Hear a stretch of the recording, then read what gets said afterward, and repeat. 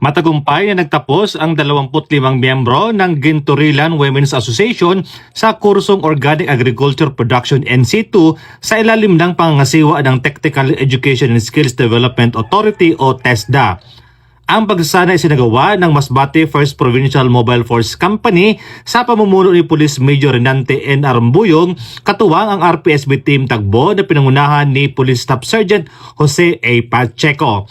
Dumalo sa graduation ceremony si Engineer Bernie F. Doctolero, Acting Provincial Director ng TESDA, Ms. Ravel S. Bumagat, Vocational Instructor Supervisor 2 ng MIFT at Honorable Ronel E. Contado ng Rotary Club of Masbate.